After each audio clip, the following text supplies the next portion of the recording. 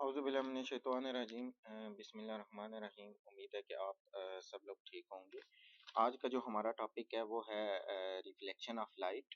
और इस reflection of light में हम लोग जो है उसमें इसका जो सब टॉपिक आता है first law of reflection of light जो है वो हम लोग यहाँ पे आज जो है वो पढ़ेंगे और इसको जो है वो सीखेंगे, अंडरस्टैंड करेंगे कि first law of reflection of light क्या है। तो कंसिडर किया कि हम लोग कह सकते हैं कि हमारे पास एक लाइट सोर्स जो है वो बल्ब है। इसको मैं हाईलाइट भी साथ में जो है वो कर देता हूँ यहाँ पे हाईलाइटर, या फिर जो है वो हाईलाइटर की मदद से इसको जो है मैं यहाँ पे हाईलाइट भी करता हूँ। ये मेरे पास एक जो है वो लाइट बल्ब है, जिसको मैं कह सकता हूँ कि मेरे पास ये लाइट सोर्स बल्ब है which produces light in all direction. ये जो है वो ऑल डायरेक्शन में जो है वो क्या कर रहा है, एक किस्म का लाइट जो है वो क्या कर रहा है, प्रोड्यूस कर रहा है। ठीक है। और इसमें अगर हम लोग कंसीडर करें कि एक जो हमारे पास light travel in direction to hit the smooth surface, ये एक मेरे पास यहाँ पे सरफेस पड़ी हुई है। ठीक है, कोई भी सरफेस हो सकती है हमारे पास, कोई स्मूथ सरफेस है हमारे पास यहाँ पे मौजूद। और ये जो लाइट निकल रही है, ठीक है, ऑल डायरेक्शन में, उसमें से एक लाइट जो है वहां से निकलती है सोर्स बल्ब से और स्मूथ सरफेस के ऊपर जाके जो है वो क्या कर देती है, हिट कर देती है। ठीक है। और जिस पाथ के long a path along which light travels is known as light ray। ठीक है, ये हम लोगों की जो है वो पहली डेफिनेशन यहाँ पे साइड पे मैंने यहाँ पे जो है वो लिख भी दी है। जो हमारे पास लाइट वे जो है वो लाइट रे जो है वो हमारे पास क्या कहलाती है, path along which light travels. ठीक है, वो हमारे पास क्या कहलाती है, किस्म की लाइट रे कहलाती है। ठीक हो गया। लाइट रे के देखने के बाद हम लोग जो है वो अब नेक्स्ट जो है वो यहाँ पे मूव करेंगे। और उधर हम लोग अगर देखें यहाँ पे, तो नेक्स्ट अगर हम लोग देखते हैं तो हमारे पास लाइट रे के बाद हमारे पास आ जाता है कि the ray of light coming from the source. आप देखेंगे हमारे पास जो है वो रे ऑफ लाइट जो है वो coming from the source and hits the surface.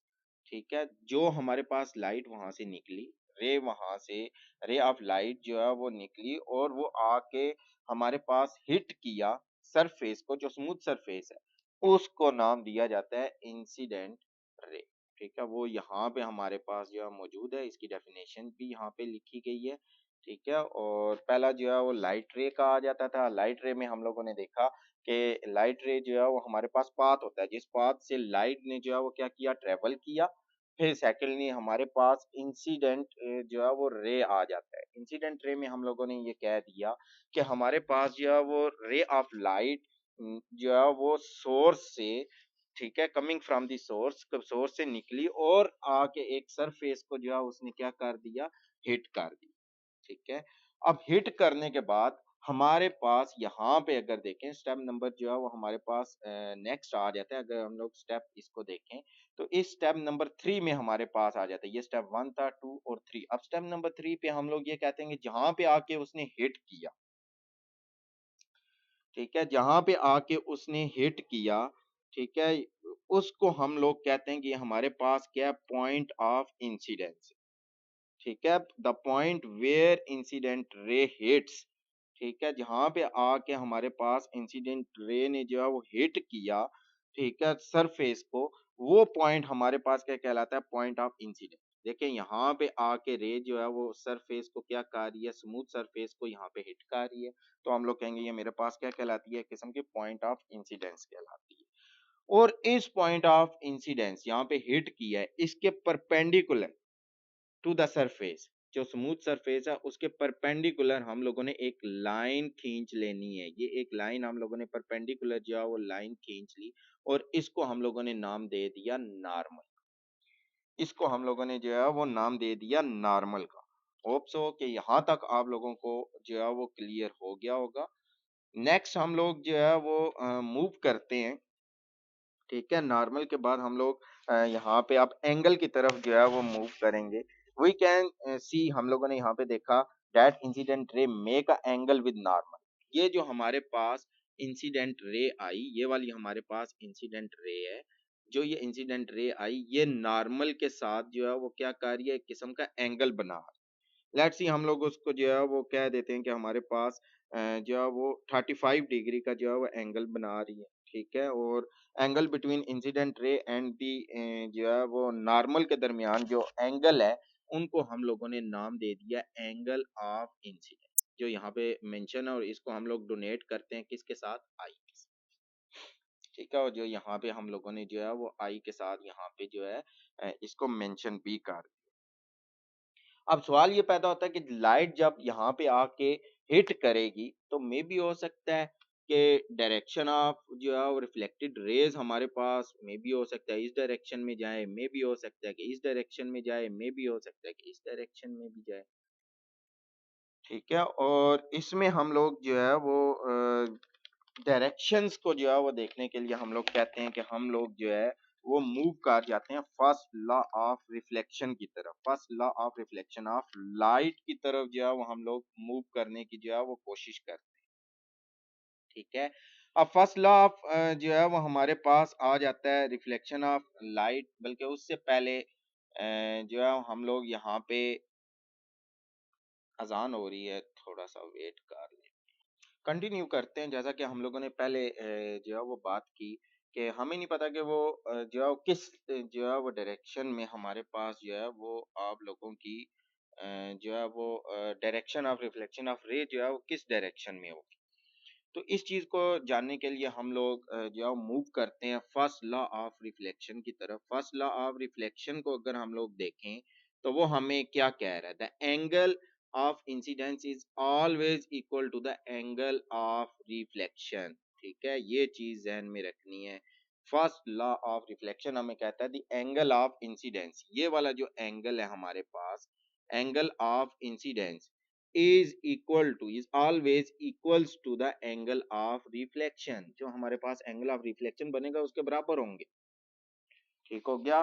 तो अब हम लोग जो है यहाँ पे अपनी डी जो है वो उठाएंगे, जो जो है वो ज्योमेट्री में से जो है वो पिक करेंगे अपना जो है वो डी को पिक करके यहाँ पे हम लोग जो है वो पुट कर देंगे, ठीक है? यहाँ पे हमारे पास इसका सेंटर आ जाएगा, जहाँ पे हमारे पास ये जो नॉर्मल लाइन परपेंडिकुलर जो है वो पॉइंट से ऊपर जा रही है, जिसको हम लोगों ने नॉर्मल कहा, वहां पे हम लोग इसको पुट करेंगे। और फिर हम लोग जो है वो 35 डिग्री ही यहाँ पे था, इसी तरह यहाँ पे भी हमारे पास जो है वो कितना एंगल बनेगा, एंगल ऑफ रिफ्लेक्शन वो भी 35 डिग्री ही बने, ठीक है? ये हमने नहीं कहा, ये फर्स्ट लॉ ऑफ रिफ्लेक्शन हमें बता रहा है कि हमारे पास जितना एंगल ऑफ इंसिडेंस है always equals to angle of reflection, ये दोनों जो है आपस में बराबर ही होंगे। और फिर हम लोगों ने एक लाइन जो है यहाँ पे क्या कर दी, स्केच कर। अब हम लोग जो है वो आगे चलते हैं, नेक्स्ट जो है वो हमारे पास आ जाता है कोई यानी डिफरेंस बिटवीन रिफ्लेक्टेड रे या फिर एंगल ऑफ जो है रिफ्लेक्शन में थोड़ा सा जो है वो हम लोग यहाँ पे इसको पॉइंट आउट करने की कोशिश करते हैं। जो एंगल ऑफ रिफ्लेक्शन है उसको डोनेट करते हैं आर से, जो एंगल ऑफ इंसिडेंस है उसको हम लोग आई से जो है वो क्या करते हैं, डोनेट करते हैं, ठीक है?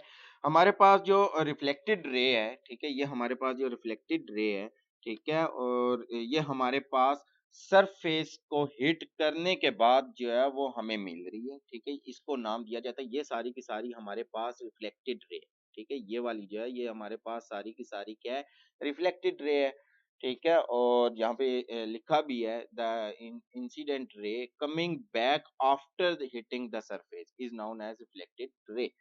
एंगल ऑफ रिफ्लेक्शन से क्या मुराद है, ठीक है? Angle between normal and reflected ray, ठीक है? अब ये वाला जो एंगल है नॉर्मल से लेकर यहाँ तक, ये वाला जो हमारे पास पोर्शन आता है, इन दोनों के दरमियान जो एंगल बनता है वो हमारे पास क्या कहलाता है, एंगल ऑफ रिफ्लेक्शन कहलाता है। कुछ लोग इसको जो है वो बड़े गलत तरीके से जो है वो यूज करते हैं, ठीक है? वो कहना स्टार्ट कर देते हैं कि angle incidence and angle of reflection is always measured from normal not from surface, ठीक है? और ठीक है, ये पॉइंट अपने पास जो है वो आपने नोट कर लेने।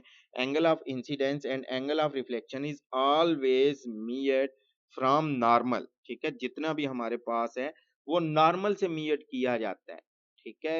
ये नहीं है कि वो जो हमारे पास मीडियम का सरफेस है यहाँ पे, ये कोई भी सरफेस है जो स्मूथ सरफेस यहाँ पे हमारे पास मौजूद है, वहाँ से मेज़र नहीं करना, हमने नॉर्मल से मेज़र करना है। चाहे हम लोग एंगल ऑफ इंसिडेंस मेज़र कर रहे हैं या फिर एंगल ऑफ रिफ्लेक्शन मेज़र कर रहे हैं।